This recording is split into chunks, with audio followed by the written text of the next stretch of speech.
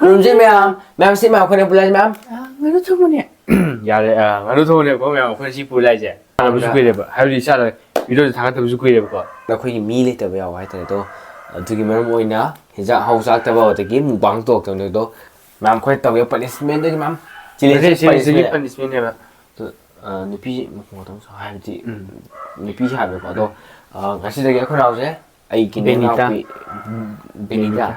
Benita Ai gimin benita 왕점 Hello ma'am 사버세 지줄래 너 너 맘나 거기 비디오에 한 배인 분집이랑 like subscribe to cái đó 아도 벨 아카운트를 비랑 hậu sát tôi quên cái gì hậu sát tôi này đâu 어디시네 어디서 레미 맞췄네 너 같은 지역이야 짱인데 ổi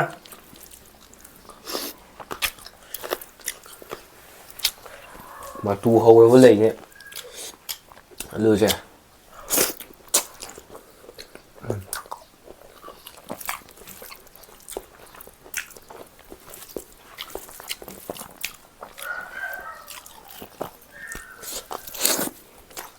아이 립스틱 꼭 그냥 발사 그래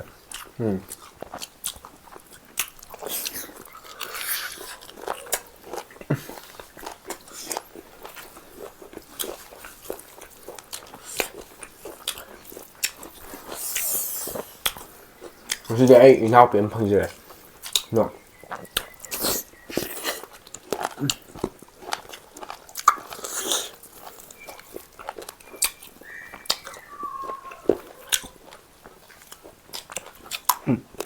지슈디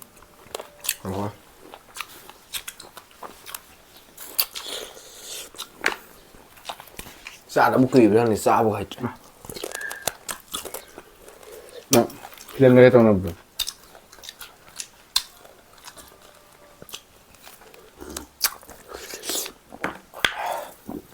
이거 내가 그냥 내가 봐 예비 에이트는 기자분이야 에이트는 아직 이만한 맘 먹어요 이만한 맘 먹는 게 비분이야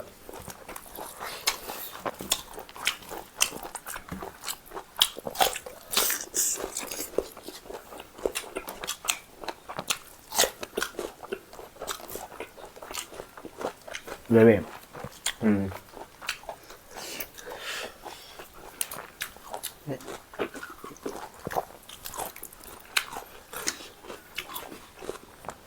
nói tu rồi nè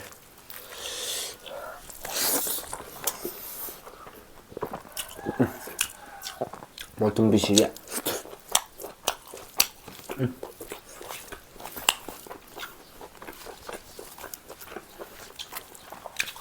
아이 이거 말고 자 응? 이게 뭐 엄청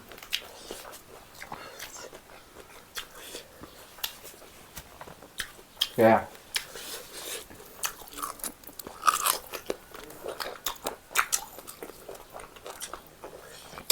Pi cho qua đi tôi sẽ lời sao vậy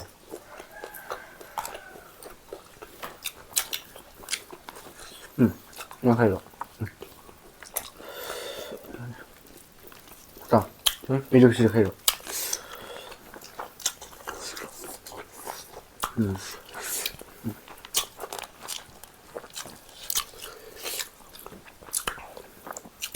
cái lấy ra này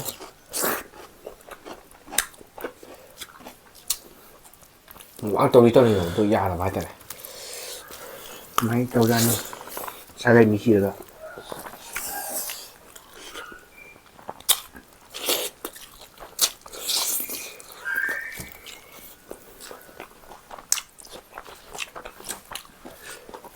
nó luôn lạp ra được 응 không là khảo ấy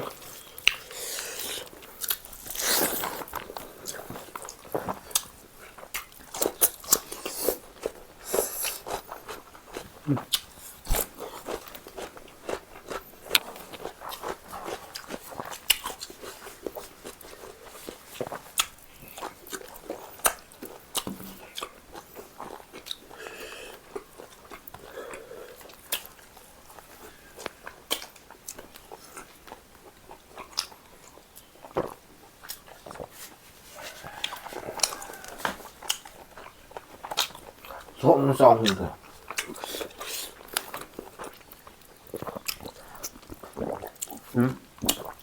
Chứ không trong hồ vậy gì cả. Mình cầm xin ngoài chả bạn. Chú này duy nhỉ. Mày có qua mua lại chả? Ok. Đây có tàu này bạn.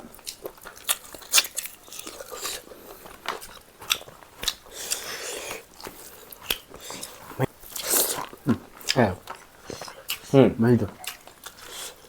Dạ. Yeah, okay.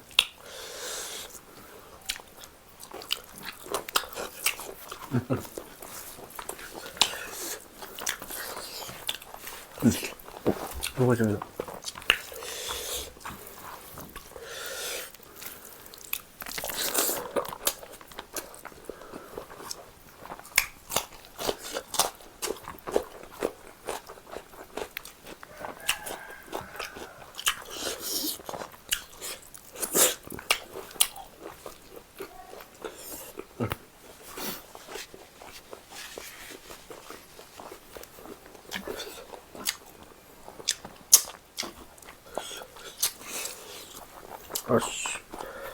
Thì ra ngoài khi đây đó pizza. Okay. Ngay xem cái nồi này bảo khơi burrito mà oversize subject một chút cái này vậy đó. 오늘 Hapa. 일일 아니면 생각다. 거의 윗들레죠. 아말레면도 이제는 비면 비토크를 봐도. 뭐 그래 앞으로 뭘 넣어도 돼.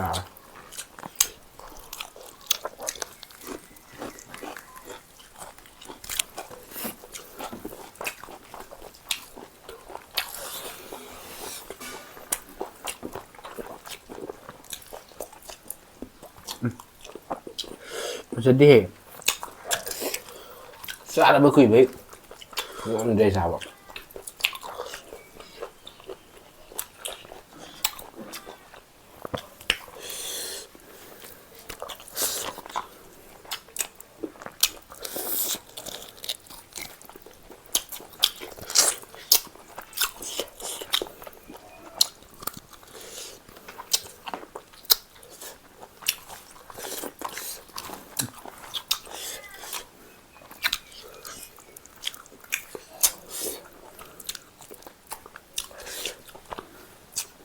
Cái này quay là cái ngã cái sao được rồi. quay huy cái gì nó phụ lên thời rồi. Một băng tô chụp và phụ sẽ lấy chụp ta. Tấm đây nhỉ huy cái rồi. Lấy gì của huy cái sắc sao vậy phải không ạ? Mà sao nào mà lấy vậy độ đây này bạn. Mà sao nào là tiền hậu vào từ sao thằng nào mà độ ngang chứ. Khôi chị nhìn dài một quả đuổi là hai tả tôi bắt dài huy nó sẽ đi vàng không biết là người ta sẽ khám mình sao rồi kìa.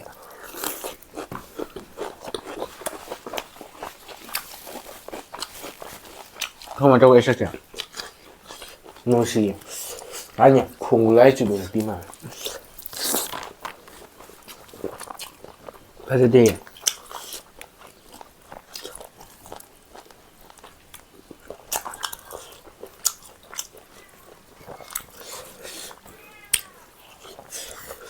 Nganu chú cái nào thôi Nganu chỉ cái nào xem mình rồi bạn 지금 내 거기서 가 시험을 해봐도 아니나? 어떡하고 그 다음에 임내 제부터 해보자 맞지? 말하고 뭐 쉬어라 썰리고 한번 생각하면 이제 말하고 이거 저 이제 어디로 게임 시도 좀 해야 돼. anh chỉ tao đi hỏi nào đấy kiểm tra thằng này thế xe xì khó rồi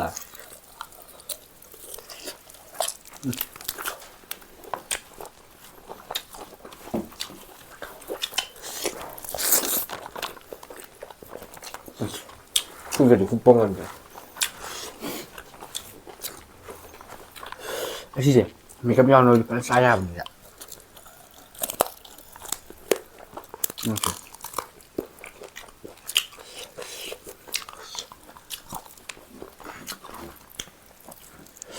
이렇게.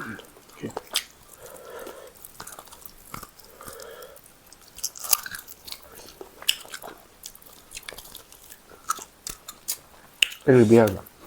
Bia. Sao vậy? Được, làm hay không? Ê. Làm đây. Lùi đâu chứ đó.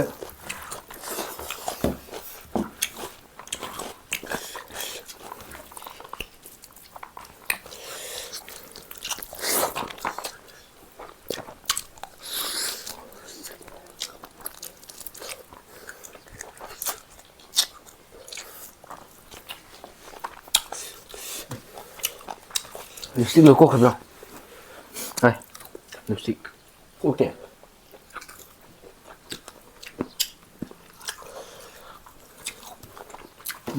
Qua bạc này cái nó bị nó thế. Đây là dụ. Đây là một điểm.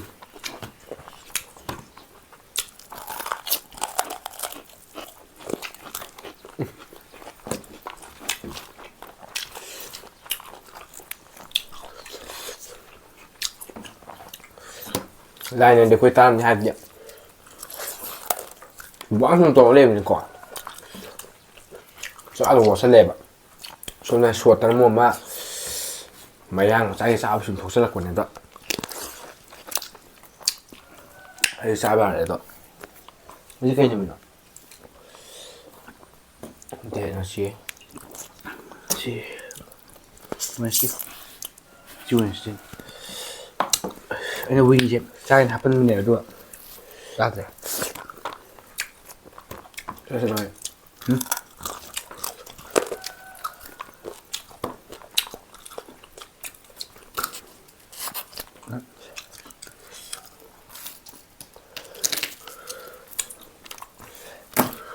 Đây tao ấy đặt mềm rồi.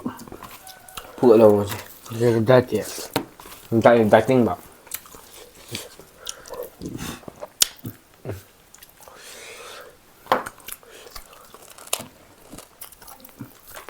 Cái 손을 하다보다 이런 건 어떻게 먹는다. 아스. 하신 건데 와도 Đúng rồi. Mình đi với hai bên của anh sẽ tôi phải gì đó. Em comfortable điều gì hay thôi sao? 이거는 양파잖아. Mà quay nó. Ôi, mà quay một cái phần đi mà đi cái này cậu thì.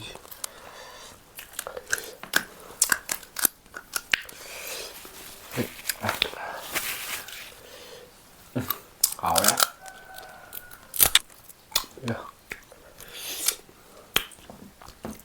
Phụ thật lẽ.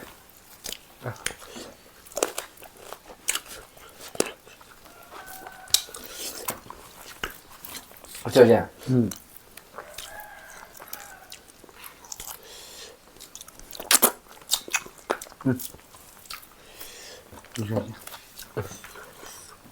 Mình đi thỉnh hả? Đây nha. Ấy mà quay dịch sao liệu của tôi. Mà thằng Nguyễn ấy tụi nó sao thì hào ấy. Tôi học tôi Được. Đây phải nhận anh gì? Comfortable cái suy thì phải sao? ấy đi hoang tài nên hoang tài. Tôi gì? Ôi. Khui đi chơi bên đây thì ở kia bà. Ấn pi mà ở kia phải tại tôi. Thì chơi bên đây thì tôi. Kiểu như ví dụ mà mình đi qua kia gì mà không khổ về mà nó kia biết làm nha. Pi mà làm đi. Phải đi bên gì kìa. Mai đi hạt đấy sao đây? Vậy đi đâu này. Anh em là khuyên như như của nhà.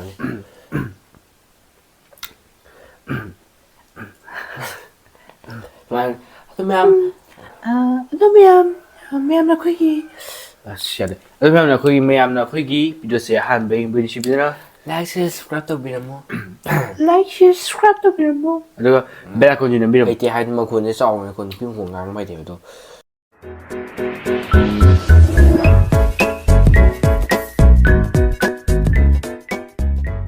야돼 야돼 한번 우리 비켜 매암. next video တော့ဆင်းစီကဒီ bye bye